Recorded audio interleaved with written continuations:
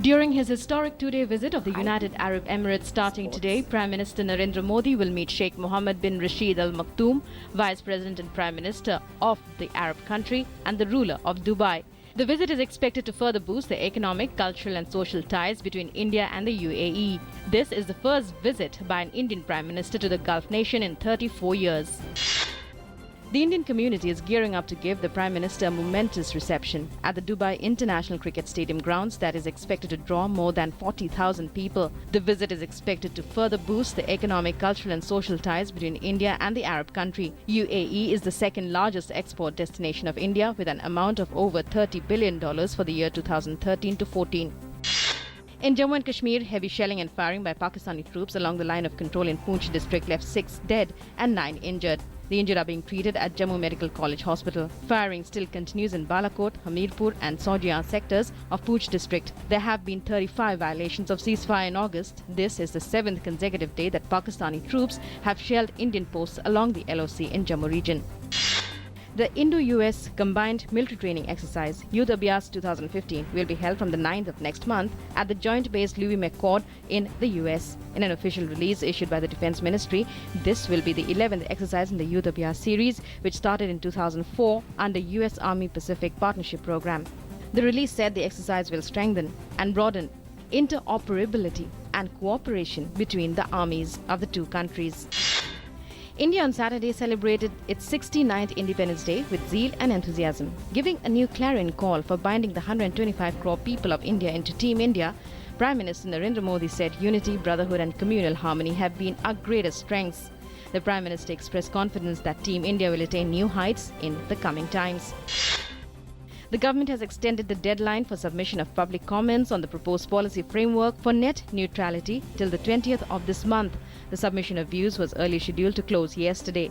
Net neutrality implies that equal treatment be accorded to all internet traffic and no priority be given to an entity or company based on the payment to content or service providers such as telecom companies, which is seen as discriminatory. The world-famous Taj Mahal has become the first historical monument to have an official handle on microblogging site Twitter.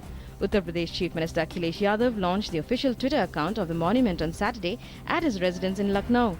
He said that while visiting the account, a tourist could share his picture on hashtag #MyTajMemory, which would be included in the main account, which is @Taj Mahal.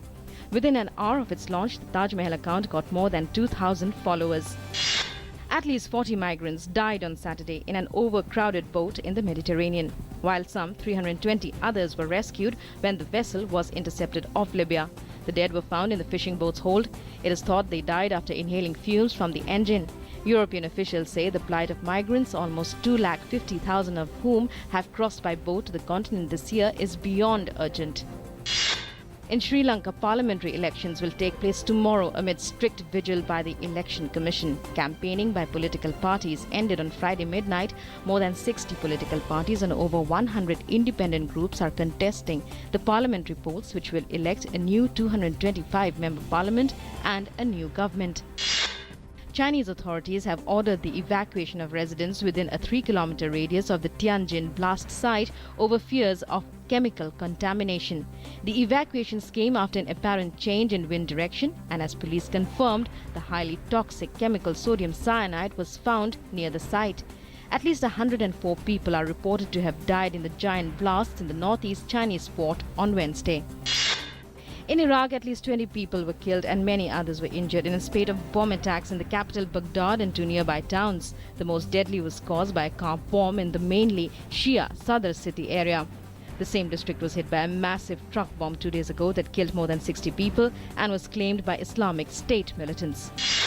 Residents of the southern Japanese city of Kagoshima have been asked to prepare for a possible evacuation after a recent uptick in seismic activity around the Sakurajima volcano, located off the coast of the city. An eruption might also pose significant risk to operations at Sendai nuclear power plant, which was restarted earlier this week after a hiatus of 4.5 years.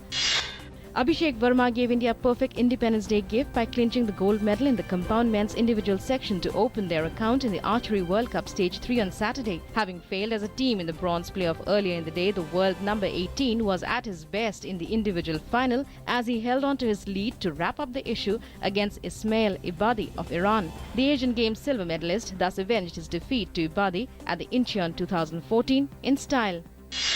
In the World Badminton Championships, ace India shuttler Saina Nehwal will meet world number 1 and defending champion Carolina Marin of Spain in the summit clash today. Saina yesterday defeated local favourite Linda Veni Fanetri 21-17, 21-17 in the last 4 to reach her maiden final at the championships in Jakarta. Sri Lanka defeated India by 63 runs in the first test match played at Galle International Cricket Stadium. On day 4 of the test match yesterday, chasing a target of 176 runs, India were all out for 112. Herath took 7 wickets for